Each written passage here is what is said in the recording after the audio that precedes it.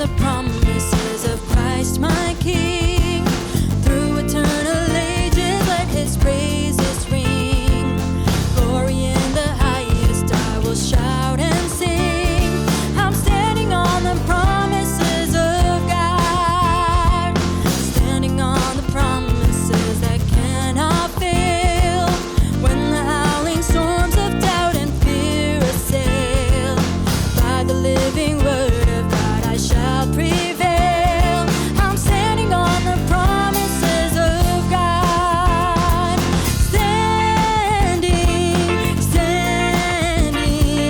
Standing on the promises of God, my Savior.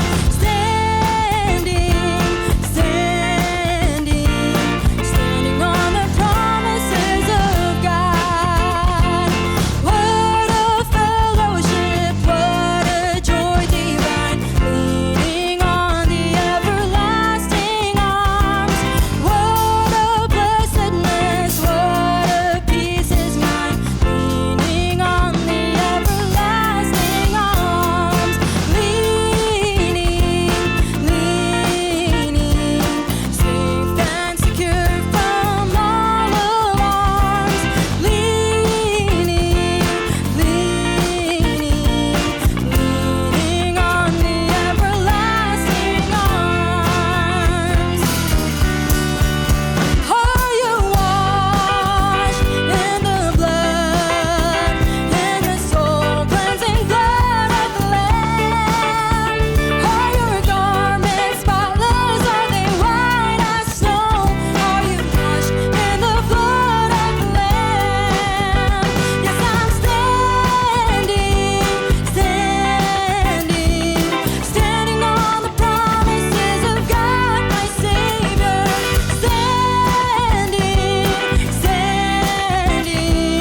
Standing on the promises of God. Yes, I'm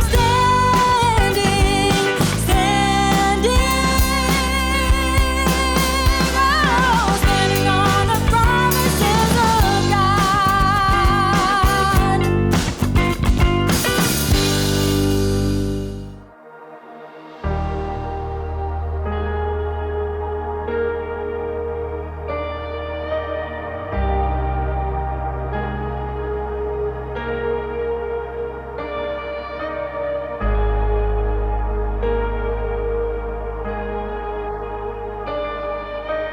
I just wanna speak the name of Jesus over every heart and every mind. 'Cause I know there is peace within your presence. I speak Jesus.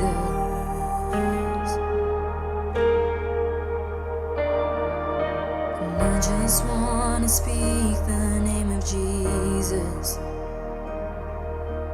Every dark addiction starts to break, declaring there is hope and there is freedom. I speak Jesus. 'Cause your name is power, your name is healing, your name is life. Break every stronghold, shine through the shadows, burn like a fire. And I just wanna speak the name of Jesus.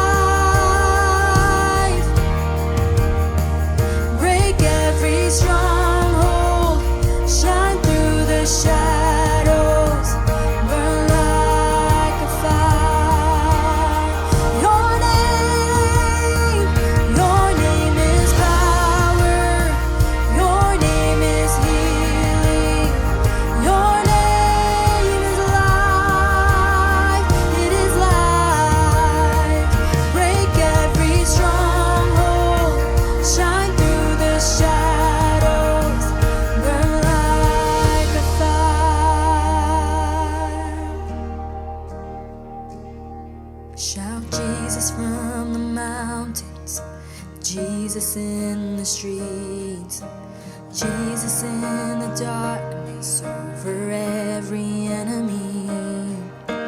Jesus for my family, I speak the holy name. Jesus.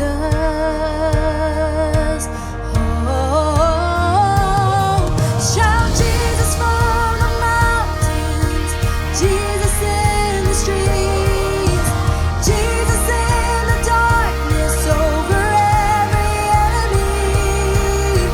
Jesus for my family, I speak the holy name. Jesus, your name is power, your name is healing, your name is life, break every stronghold, shine through the shadows, burn like a fire. So your name is power, your name is healing, your name is life. Break every stronghold, shine through the shadows, burn like a fire. I just wanna speak the name of Jesus over every heart and every mind. 'Cause I know there is peace within your presence. I speak Jesus.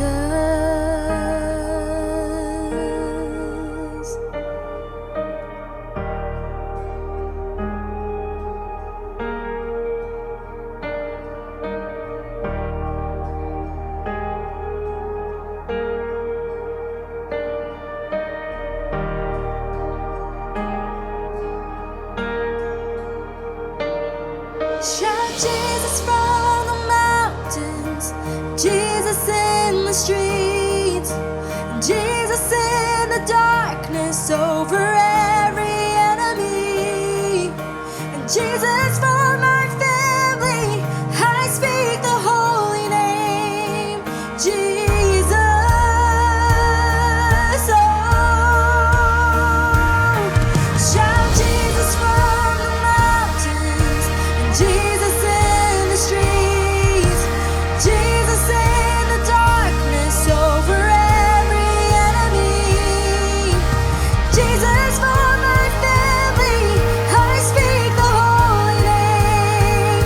Jesus,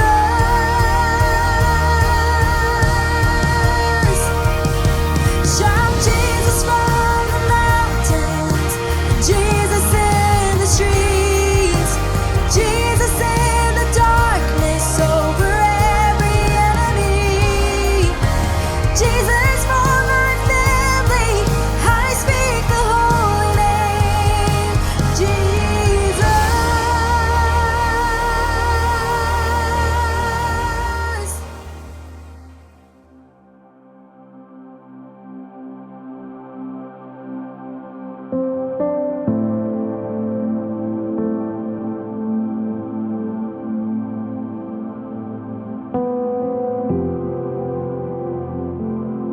Selamat hari Minggu Bapak Ibu, selamat kita ketemu lagi dalam ibadah online dari NLCC Indonesia hari ini tanggal 31 Juli 2022. Hari ini kita sampai kepada topik terakhir dari seluruh rangkaian tema bulan Juli kita, yaitu apa kata Alkitab tentang uang. Hari ini kita sampai kepada topik yang kelima, topik yang terakhir, yaitu apa kata Alkitab tentang uang dan keserakahan.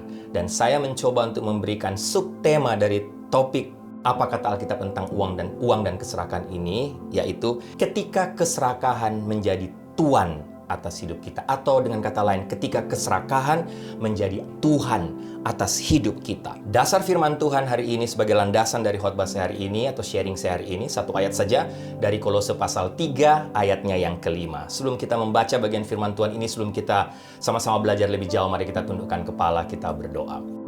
Tuhan, kami bersyukur, berterima kasih karena hari ini kami ada waktu, kesempatan lagi untuk duduk diam di sekitar firman-Mu untuk mendengarkan suara-Mu. Selama bulan Juli ini kami sudah banyak belajar, banyak mendengar tentang apa kata firman Tuhan, apa kata Alkitab tentang uang. Dan hari ini kami mau belajar tentang keserakahan. Apa kata Alkitab tentang uang dan keserakahan? Atau bagaimana, apa yang terjadi ketika keserakahan itu menjadi Allah atau menjadi Tuhan dalam hidup kami.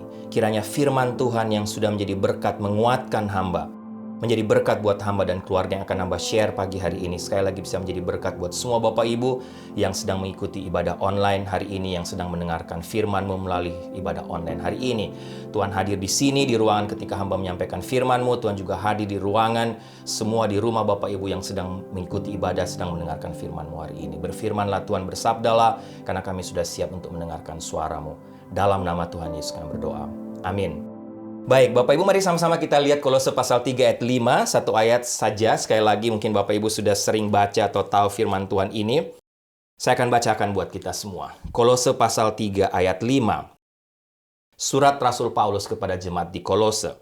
Kata Paulus, "Karena itu matikanlah dalam dirimu segala sesuatu yang duniawi, yaitu percabulan, kenajisan, hawa nafsu, nafsu jahat, dan juga keserakahan yang sama dengan penyembahan berhala." Bahkan Paulus sambung dalam ayat 6, semuanya itu mendatangkan murka Allah.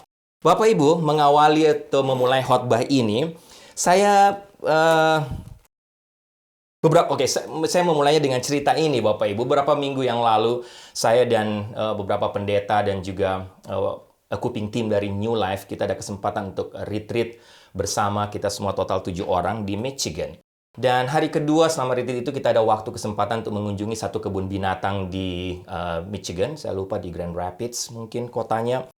Dan menarik karena CEO dari kebun binatang itu adalah masih keluarga, masih kakak ipar dari Pastor Juno yang adalah lead pastor dari New Life. Jadi boleh dikatakan kita semacam tamu VIP pada waktu itu. Kita bisa masuk ke tempat-tempat yang orang biasa tidak bisa masuk. Bahkan kita bisa masuk ke tempat di mana singa-singa itu dilatih, Bapak Ibu, di-train. Kami bisa masuk ke lokasi dan bisa melihat langsung dalam jarak dekat. Nah, ada beberapa percakapan waktu bertemu dengan semua staff, bahkan juga mereka yang melatih binatang-binatang di kebun binatang itu. Saya bertanya kepada salah satu dari pelatih binatang itu, kira-kira kalian dapat dari mana semua binatang-binatang yang ada di kebun binatang ini di Michigan State? Mereka bilang sebenarnya hampir semua kebun binatang yang ada di Amerika ini, kita mendapatkan binatang ini, kita tangkap khususnya sebagian besar itu dari Afrika, Bapak Ibu. Ada juga dari berbagai tempat lokasi yang lain, tapi sebagian besar dari Afrika. Nah, menarik, menurut mereka atau menurut semua orang yang sudah kerja di kebun binatang, Bapak Ibu, menangkap binatang yang paling sulit ditangkap, khususnya di Afrika, daerah Afrika, itu adalah kera. Atau yang dikenal dengan nama kera Afrika. Itu adalah satu pekerjaan menurut mereka yang paling sulit, paling sukar sekali. Susah sekali menangkap kera Afrika. Tapi untuk orang suku Zulu di South Africa, ya sekali lagi untuk orang-orang dari suku Zulu di Afrika Selatan, mereka bisa menangkap kera Afrika itu dengan gampang, dengan mudah. Metode yang mereka pakai, Bapak Ibu, adalah didasari dengan pengetahuan mereka tentang perilaku dari kera Afrika itu. Apa maksudnya? Orang-orang Zulu tahu bahwa kesukaan dari kera Afrika itu adalah melon. Sehingga metode yang mereka pakai untuk menangkap kera Afrika itu dengan mudah adalah buah melon. Mereka buat lubang kecil sebesar tangan kera di buah melon itu, Bapak Ibu. Jadi mereka taruh di satu tempat. Tentunya, karena memang kera Afrika suka sekali dengan melon, khususnya suka makan biji melon, mereka itu langsung datang mengerumuni melon yang telah berlubang itu. Dan otomatis mereka masukkan tangan mereka ke dalam melon itu untuk mengambil biji-biji melon di dalamnya. Dan Bapak Ibu, karena mereka begitu rakus, mereka begitu memang ingin mendapatkan biji melon yang banyak, sehingga tangan mereka itu mau tidak mau kan makin membesar karena menggenggam biji melon yang banyak. Nah, waktu tangan mereka sudah membesar, mereka tarik keluar, mereka tidak bisa lagi keluarkan, atau kera-kera tadi tidak bisa lagi keluarkan tangan dari buah melon itu. Di satu sisi, mereka juga tidak mau lepas biji melon yang sudah ada dalam genggaman mereka. Sehingga Bapak Ibu, karena tangan mereka sudah tidak bisa keluar, mereka terjerat di situ, maka itulah waktu yang tepat untuk menangkap kera-kera Afrika ini. Nah, Bapak Ibu, ilustrasi atau cerita ini menurut saya adalah satu cerita yang sangat tepat untuk menggambarkan apa yang disebut keserakahan. Atau sangat tepat menggambarkan apa arti keserakahan. Nah, berkhotbah tentang keserakahan, Bapak Ibu, menurut saya tidak gampang. Kenapa? Karena hampir semua orang setuju ya, buat. Kenapa tidak gampang? Hampir semua orang boleh dikatakan setuju bahwa keserakahan atau serakah itu benar-benar satu sifat karakter yang jelek, yang buruk. Kalau ada seorang pendeta yang mengatakan dalam khotbahnya bahwa saudara-saudara, serakah itu atau keserakahan itu benar-benar buruk, serakah itu dosa. Saya yakin semua kita yang mendengarkan khotbah itu, semua jemaat akan katakan, amin Pak Pendeta, benar. Kenapa? Karena semua kita tidak ada yang suka bergaul dengan orang yang serakah. Kita semua menentang kebiasaan atau sifat ini, Bapak Ibu. Tapi persoalannya, kenapa saya katakan tidak gampang? Persoalannya adalah kita sangat cepat menuding atau menuduh orang lain dan mengatakan bahwa, oh kamu yang serakah, orang itu yang serakah. Tapi pertanyaannya bagaimana dengan diri kita sendiri? Bagaimana dengan saya? Kita sebagai manusia, Bapak Ibu, cenderung mengabaikan keserakahan atau dosa serakah ini dalam diri kita dengan apa? Membandingkan diri kita dengan mereka yang kita sebut orang kaya atau paling tidak orang yang lebih kaya dari kita, menurut kita. Dan berpikir bahwa keserakahan itu adalah masalah mereka. Demikian pula sebaliknya, dan bagi mereka-mereka yang mungkin disebut sebagai milioner, bilioner, yang disebut sebagai orang kaya oleh kita, mereka pun juga khawatir. Wah, jangan-jangan saya ini punya dosa serakah, jangan-jangan saya ini serakah, jangan-jangan ini adalah masalah saya, Bapak Ibu. Tapi, menarik, kalau Bapak Ibu lihat latar belakang surat Paulus kepada jemaat di Kolose, kemudian termasuk bagian firman Tuhan tadi, Paulus ini sedang menulis surat Kolose ini kepada rata-rata orang Kristen di sebuah gereja kecil, di kota kecil, itulah Kolose. Terhadap jemaat di kota kecil inilah Paulus mengatakan kepada mereka bahwa mereka harus mematikan dosa ini. Mereka harus mematikan sifat berdosa, yaitu keserakahan mereka. Nah, Bapak Ibu, menurut saya, jika keserakahan menjadi masalah bagi orang percaya di kota kecil Kolose pada masa itu, ribuan tahun lalu, saya begitu yakin keserakahan itu juga akan menjadi masalah untuk kita yang hidup pada masa sekarang, khususnya kita yang hidup di negara-negara yang makmur di zaman sekarang ini. Nah, Bapak Ibu, apa sebenarnya serakah itu? Dapatkah diatasi? Bisakah kita menang dengan keserakahan? Yang pasti sekali lagi, garis bawahi Kolose 3 ayat 5 sebelum kita lihat lebih jauh, Paulus katakan dengan jelas, sebagai orang percaya, orang Kristen, kita harus mematikan. Mematikan artinya secara radikal memisahkan diri dari yang namanya keserakahan, Bapak Ibu.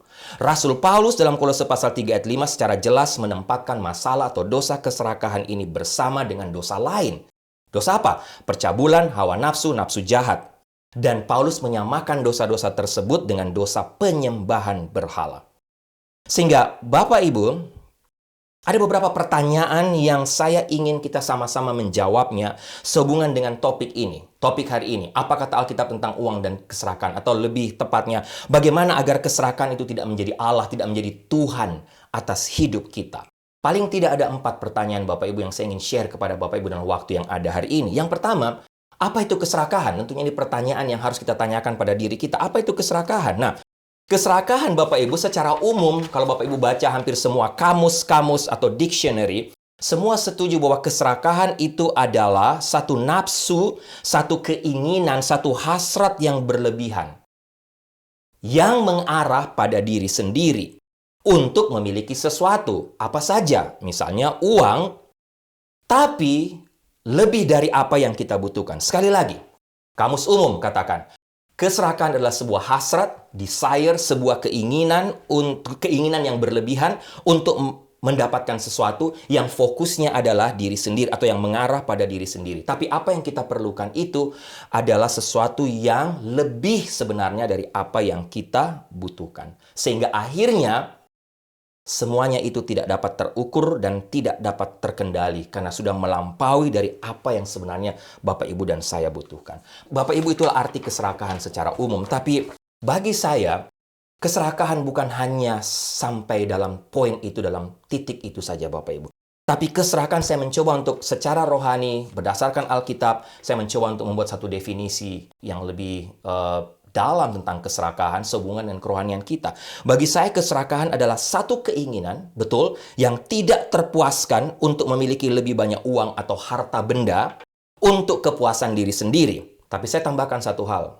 Ketika kita sedang menginginkan sesuatu untuk memuaskan diri kita, atau keinginan kita yang tidak terpuaskan tadi untuk memiliki lebih banyak uang atau harta, tapi pada saat yang bersamaan kita juga mengabaikan Tuhan dan mengabaikan perkara-perkara kekekalan. Bagi saya itulah keserakahan. Keinginan yang tidak terpuaskan untuk memiliki lebih banyak uang atau harta benda untuk memuaskan diri sendiri di satu sisi, tapi sementara atau pada saat bersamaan kita juga mengabaikan Tuhan. Mengabaikan pencipta, mengabaikan hal-hal atau perkara-perkara kekekalan. Bahkan kamus Webster Dictionary mendefinisikan keserakahan itu sebagai keinginan yang tercela, atau dia menyamakan keserakahan itu atau ya memakai kata yang sama yaitu tamak. Dia menyamakan keserakahan dengan ketamakan, Bapak Ibu. Nah, Alkitab, apa kata Alkitab? Alkitab menggunakan beberapa kata untuk keserakahan, ya Bapak Ibu. Yang pertama, secara harafiah, kata serakah artinya dalam bahasa Inggris disebut love of silver atau cinta akan perak. Paulus memakai kata yang sama dalam 1 Timotius pasal 6 ayat 10. Dia pakai bukan cinta atau love of silver, tapi cinta akan uang. Love of money. Dalam bagian yang lain, dalam ke-10 hukum atau 10 hukum Taurat, dalam hukum yang ke-10 dipakai kata yang sama yaitu jangan mengingini. Ini berbicara tentang keinginan. Roma 7 ayat 7, Paulus juga memakai kata yang sama tentang keinginan, tapi lebih mengacu kepada kata nafsu. Sehingga berdasarkan definisi tadi, Bapak Ibu, kata-kata arti kata tadi, maka keserakahan berarti secara Alkitab menginginkan dengan penuh nafsu apa yang menjadi milik orang lain. Dalam Perjanjian Baru, kata utama untuk keserakahan berasal dari dua kata. Secara harafiah sekali lagi berarti ingin memiliki lebih banyak atau memiliki lebih banyak. Sehingga Bapak Ibu, sekali lagi, apa itu keserakahan? Intinya, keserakahan adalah satu hasrat keinginan untuk memiliki lebih banyak lagi, untuk memuaskan diri sendiri, tapi ingin memiliki atau ingin mempunyai juga barang-barang yang dimiliki oleh orang lain. Keinginan untuk memenuhi diri sendiri supaya kita punya lebih banyak, tapi juga dalam rangka menginginkan apa yang dimiliki oleh orang lain. Nah, Bapak Ibu, itulah keserakahan. Dalam Alkitab, dalam Perjanjian Baru, Tuhan Yesus banyak memberikan contoh. Dalam Matius pasal 7, 21-22, Tuhan Yesus menyebutkan daftar panjang dosa termasuk perbuatan iri hati. Yang Tuhan Yesus maksudkan di sini adalah semua dosa itu berasal dari hati kita. Jadi, keserakahan pun demikian. Keserakahan ini sebenarnya tidak terkait atau tidak berkaitan dengan jumlah, dengan kaya atau miskin. Tapi berkaitan dengan sikap dan motif hati kita, Bapak Ibu. Orang miskin bisa sama serakahnya dengan orang kaya. Demikian pula sebaliknya, keserakahan adalah sikap yang tidak pernah puas. Yang mengatakan saya ingin sedikit lebih lagi. Saya ingin sedikit lebih lagi, Bapak Ibu. Makanya sebenarnya istilah serakah itu boleh dikatakan, Bapak Ibu ya, subjektif. Istilah-istilah yang subjektif. Sebagian besar, kenapa saya katakan subjektif? Karena sebagian besar dari kita, kalau ditanya jujur, kita semua berkata, saya ini nggak serakah. Saya tidak memiliki keinginan yang berlebihan atau keinginan yang tercela. Seperti yang disebut oleh dosa tadi. Tidak, saya hanya ingin lebih lagi dari apa yang saya punya. Saya hanya ingin lebih sedikit lagi. Tapi Bapak Ibu, kita harus hati-hati. Ya, dalam Lukas pasal 12 ayat 13-21, Tuhan Yesus menceritakan bahwa ada seorang laki-laki di antara orang banyak yang berkerumun mengikuti Yesus, datang kepada Yesus dan berkata kepada Yesus, "Guru, beritahu saudaraku itu loh, supaya dia bisa berbagi warisan keluarga dengan aku." Nah, Bapak Ibu, saya yakin laki-laki itu datang kepada Yesus karena dia tahu Yesus pasti akan bersikap adil. Sehingga dia tahu pasti Yesus pasti akan berkata, kira-kira Yesus akan berkata kepada dia begitu yakin, itu saudaramu kurang ajar, itu saudaramu itu terlalu dia, bawa dia ke sini.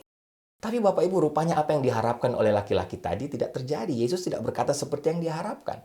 Malah apa yang Yesus katakan?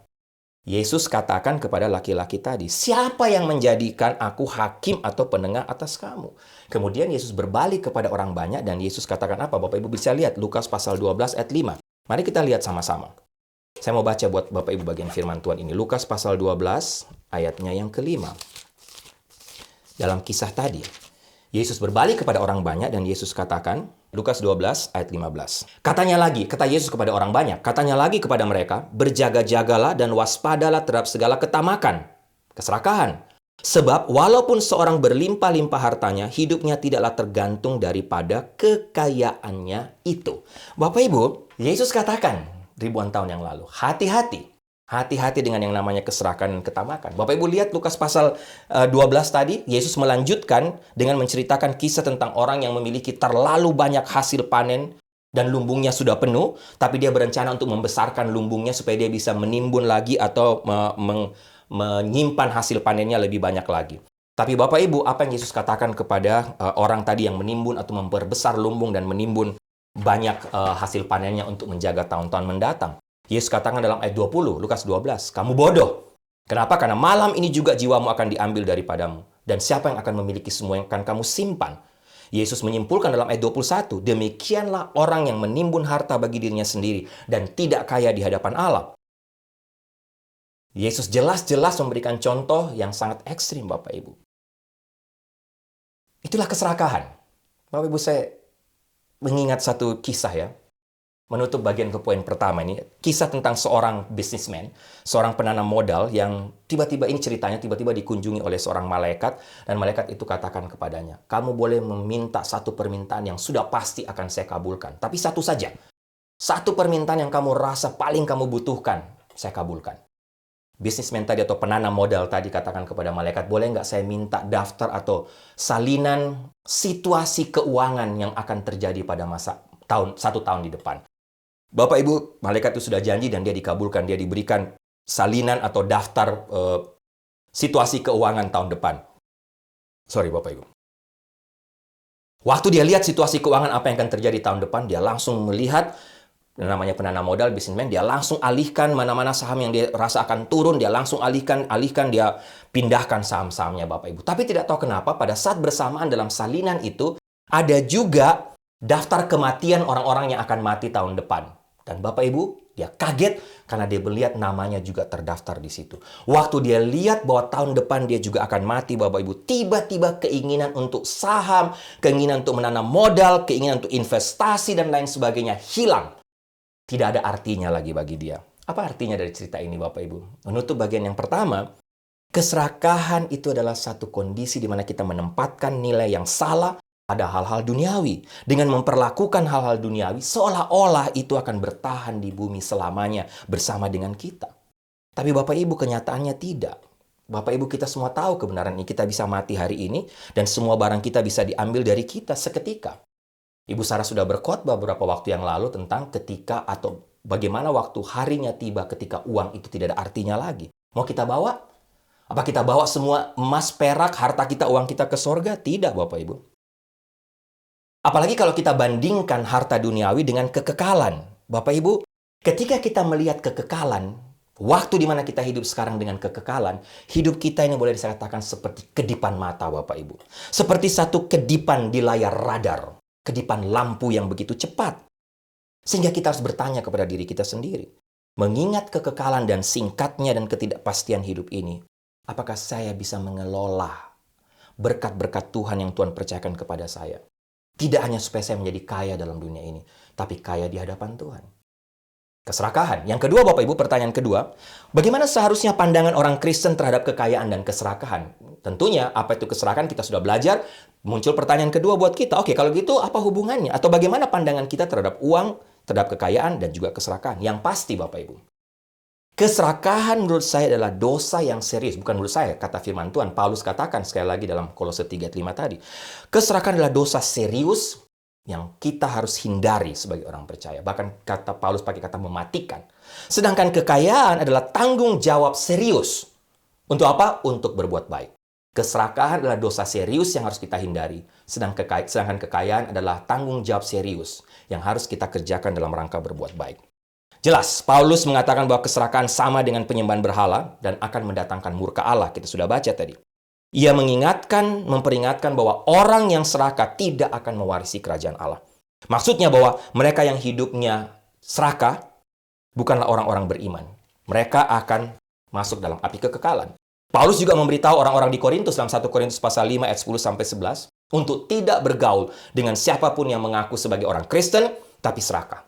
Bahkan untuk tidak duduk makan bersama-sama dengan mereka. Sekali lagi, Paulus mengingatkan, baca 1 Timotius 6 ayat 9-10, saya baca Bapak Ibu lihat. Paulus katakan apa? Tetapi mereka yang ingin kaya terjatuh ke dalam pencobaan, ke dalam jerat dan ke dalam berbagai-bagai nafsu yang hampa dan yang mencelakakan, yang menenggelamkan manusia ke dalam keruntuhan dan kebinasaan. Karena akar segala kejahatan, sekali lagi, ialah cinta uang. Sebab oleh memburu uanglah beberapa orang telah menyimpang dari iman dan menyiksa dirinya dengan berbagai duka. Di hampir setiap daftar dosa dalam Alkitab, Bapak Ibu, keserakahan selalu disebutkan bersama dengan dosa moralitas seksual, bahkan dengan dosa penyembahan berhala. Dalam 2 Petrus pasal 2, 14-15, Petrus mencela guru-guru palsu dengan membandingkan mereka dengan Bileam dan mengatakan bahwa hati mereka terlatih dalam keserakahan. Sehingga sekali lagi Bapak Ibu, keserakahan adalah dosa serius yang harus kita hindari. Oke, kalau begitu, apakah itu berarti saya harus atau kita harus bersumpah supaya kita menjadi orang miskin? Supaya kita tidak jatuh dalam dosa keserakahan dan menyingkirkan, membuang semua harta-harta milik kita. Sehingga bagaimana harusnya kita memandang kekayaan Bapak Ibu sebagai orang percaya? Jangan lupa, Alkitab selalu memandang kekayaan sebagai tanggung jawab serius sekali lagi untuk berbuat baik. Semua kekayaan berasal dari Tuhan, sebagai hadiah yang dipercayakan kepada kita untuk digunakan dengan baik bagi pekerjaannya. Semua kita, Bapak Ibu, bebas untuk menikmati harta kekayaan yang Tuhan berikan kepada kita dengan free, tentunya dengan rasa tanpa bersalah. Tapi jangan lupa, kita juga dituntut oleh Tuhan untuk menata layani atau menjadi penata layan atas uang, atas harta yang kita miliki. Kita harus dituntut oleh Tuhan untuk memanagenya, mengelolanya dengan baik, dengan bijak. Nasihat Paulus dalam 1 Timotius 6 ayat 17-18 saya rasa berlaku buat kita. Paulus katakan, ajarkan kepada mereka yang kaya di dunia ini. Yang kaya. Siapa yang kaya? Saya sudah jelaskan kepada Bapak Ibu.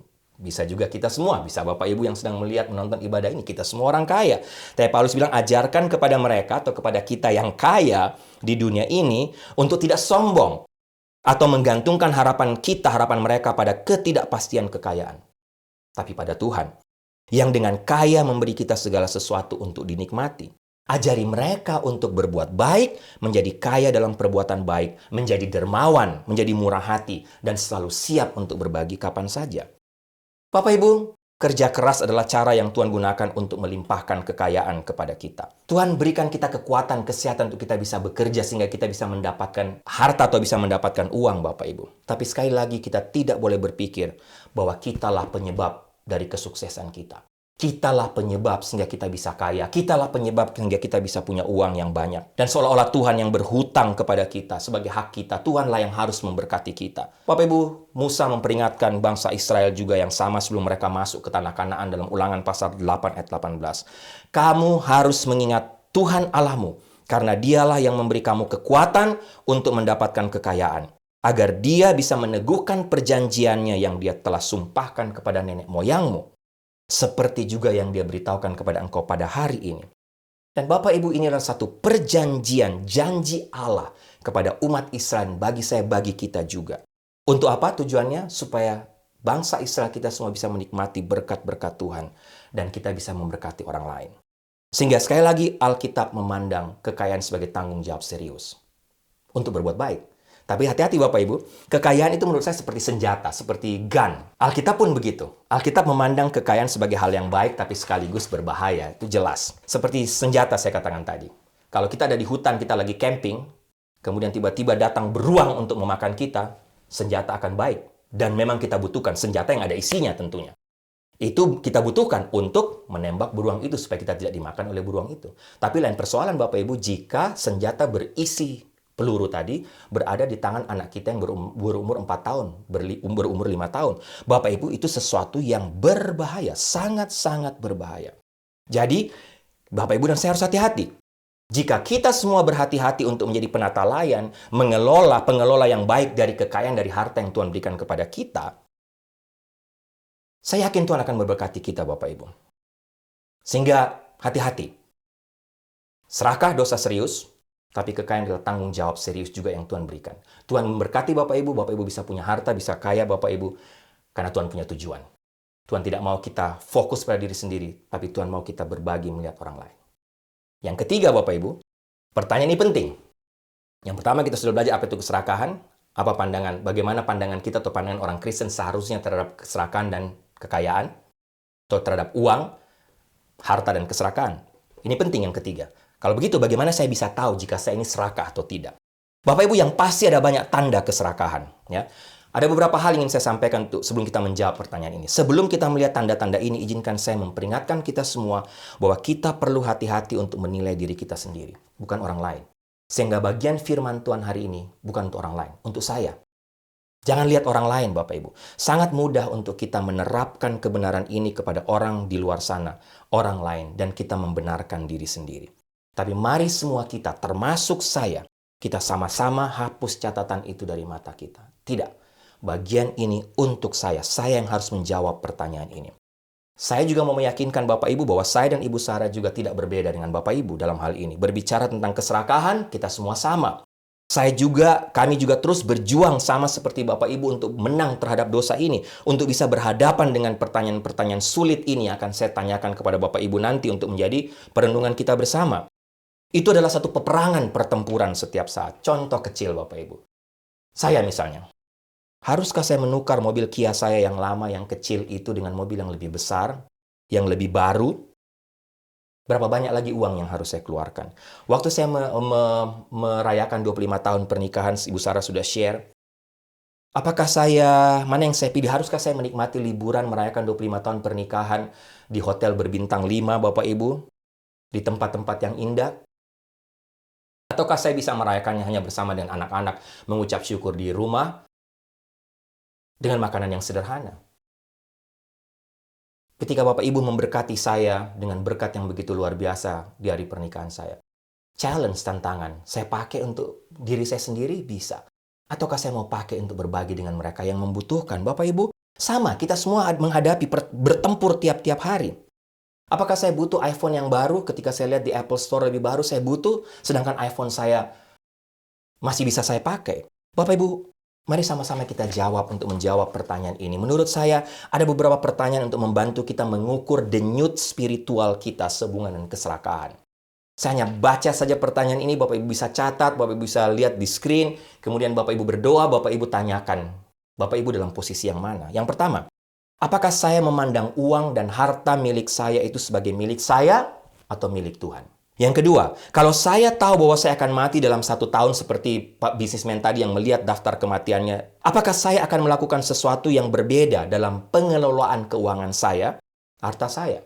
Apakah saya masih mau fokus kepada diri sendiri atau berbagi dengan orang lain? Bahkan berpikir untuk berbagi lebih banyak. Yang ketiga, tanyakan pada diri kita masing-masing, kenapa saya ingin lebih banyak uang? Kenapa saya ingin punya lebih dari yang saya punya sekarang? Ini bicara motif. Apakah untuk saya atau untuk orang lain?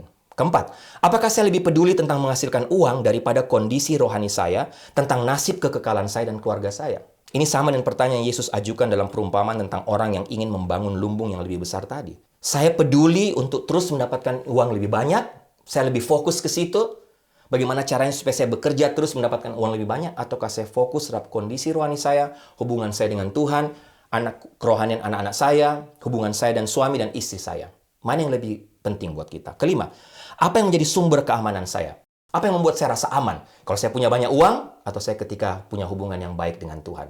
Yang keenam, berapa banyak saya hanyut dalam kesedihan hanya karena kehilangan uang dan kehilangan barang-barang saya? Waktu Bapak Ibu kehilangan barang berharga, Bapak Ibu kehilangan berlian, Bapak Ibu kehilangan iPhone, Bapak Ibu kehilangan apa saja harta yang Bapak Ibu punya. Apakah Bapak Ibu hancur dalam kesedihan yang mendalam? Ketujuh, apakah saya memegang erat barang-barang yang saya miliki? Atau apakah saya murah hati dan siap untuk berbagi? Ketika Tuhan kasih saya sesuatu, ketika Tuhan kasih saya barang berharga, apakah saya langsung happy, puas? Ataukah saya mengingat, wow, ada orang-orang lain di luar sana yang mungkin tidak memiliki barang seperti saya dan ada rasa ingin berbagi dengan mereka? Kedelapan, apakah saya rela mengkompromikan karakter, integritas, prioritas hidup kudus demi mengejar uang, demi menghasilkan lebih banyak uang? Bapak Ibu yang tahu jawabannya. Apakah Bapak Ibu rela mengkompromikan karakter? Kita rela untuk kita mau, yang penting saya dapat uang, tapi kita korbankan karakter, kita korbankan hidup kudus kita. Bapak Ibu, kita korbankan karakter kita. Bapak Ibu yang tahu jawabannya. 9. Apakah saya rentan terhadap skema untuk cepat menjadi kaya, Bapak Ibu? Jika saya merasa diri saya tertarik pada cara yang mudah dan instan untuk menghasilkan banyak uang, saya mungkin perlu mengatasi keserakahan saya. Bapak Ibu tanya, Bapak Ibu tuh orang yang cepat pingin kaya atau Bapak Ibu pingin sesuatu yang instan, Bapak Ibu pingin banyak uang? Bagaimana waktu Bapak Ibu tahu orang menang judi di Las Vegas? Tiba-tiba Bapak Ibu juga pingin, wah hebat deh, dia kasih $5, $10, atau $1 bisa dapat 200, bisa dapat 900. Bagaimana respon Bapak Ibu? Judi, lotre. Bapak Ibu ingin menang lotre, Bapak Ibu ingin kaya instan, Bapak Ibu yang tahu. Ke-10 terakhir. Apakah saya terikat kepada kartu kredit dan hutang? Ibu Sarah sudah menyinggung waktu lalu, Bapak Ibu. Saya menyadari, saya tahu ini, bahwa beberapa kita memang mau tidak mau harus berhutang karena memang sedang kehilangan pekerjaan. Apalagi sekarang di masa-masa inflasi, masa-masa susah secara finansial. Atau memang karena satu kesulitan yang tidak bisa kita hindari. Saya paham, saya mengerti. Tapi saya tidak fokus kepada poin itu. Saya tidak berbicara tentang itu sekarang, Bapak Ibu. Tapi yang saya sedang bicarakan sekarang adalah kebanyakan orang berhutang memakai kartu kredit mereka. Masalahnya karena mereka ingin lebih tadi. Mereka ingin punya barang-barang yang mahal. Mereka ingin lebih lagi dari apa yang sudah mereka punya. Bapak Ibu yang tahu jawabannya.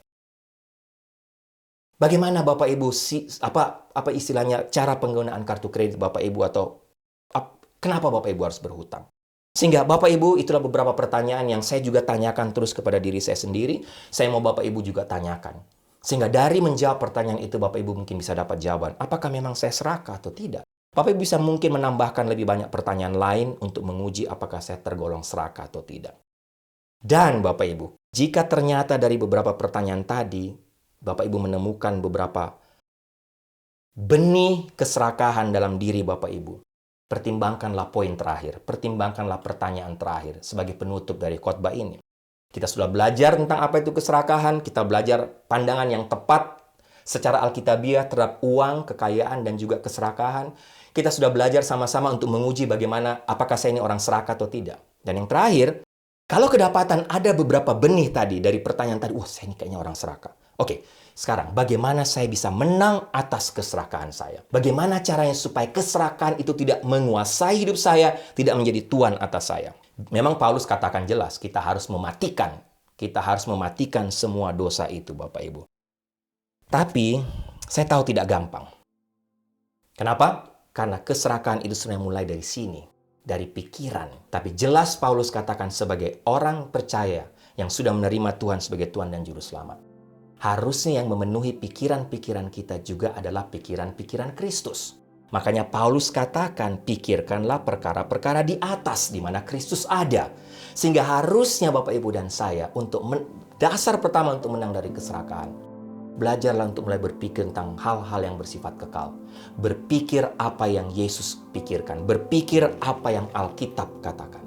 Sehingga Bapak Ibu, ada beberapa nasihat praktis sebagai penutup untuk kita semua, termasuk saya, bagaimana supaya kita bisa menang atas keserakahan. Praktis. Yang pertama, tanyakan pada diri sendiri, mengapa saya butuhkan lebih banyak barang atau lebih banyak uang? Sehingga dengan kata lain, sebelum Bapak Ibu mengambil keputusan terhadap uang Bapak Ibu mau dipakai untuk apa, sebelum Bapak Ibu mau membeli sesuatu, apapun, berdoa dulu, tanya kepada Tuhan.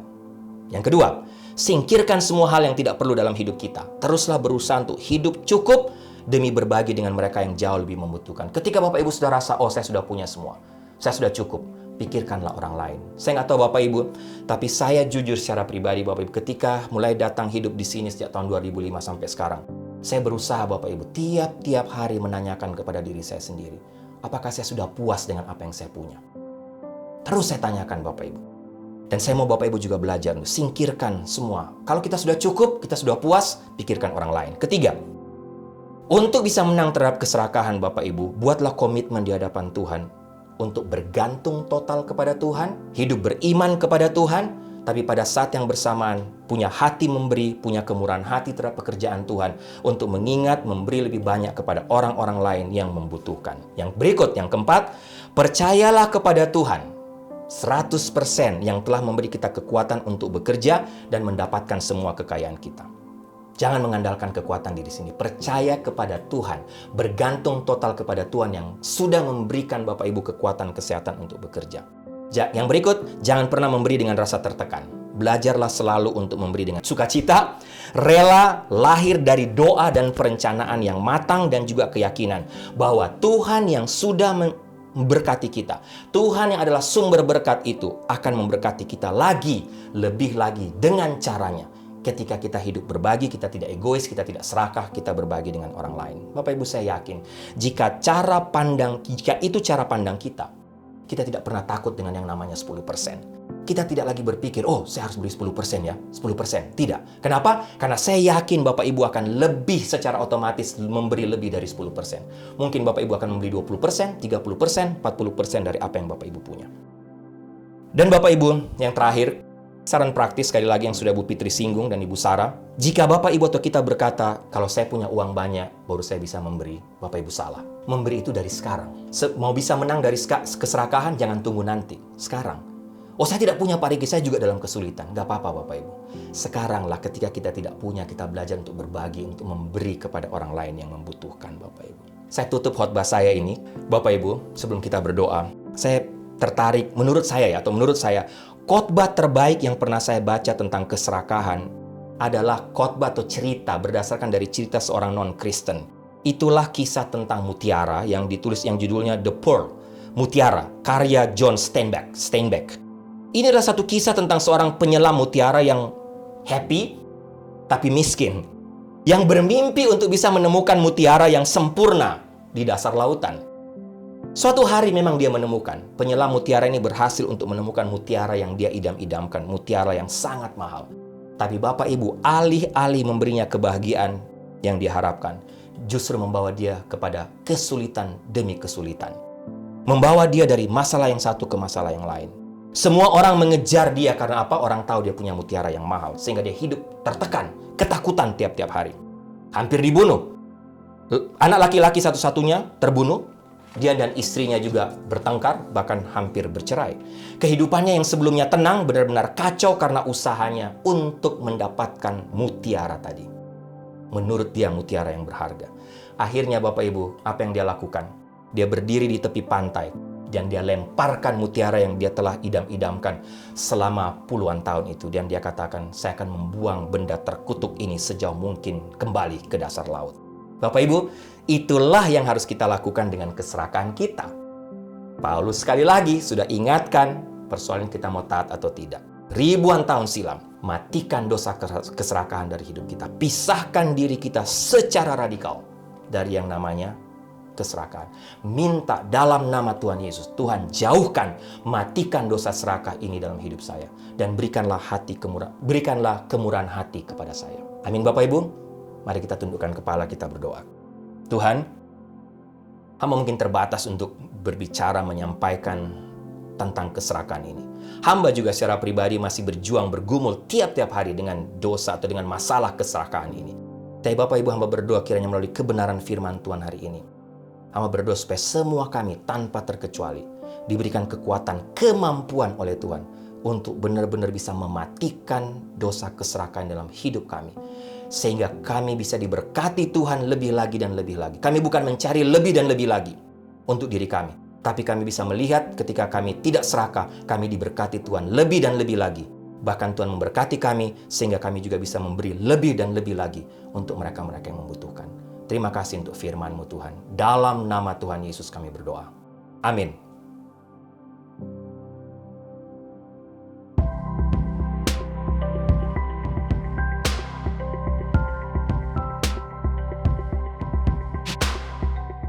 Baik Bapak Ibu, doa saya kita semua diberkati oleh kebenaran firman Tuhan hari ini, bahkan dengan seluruh rangkaian ibadah pada hari ini.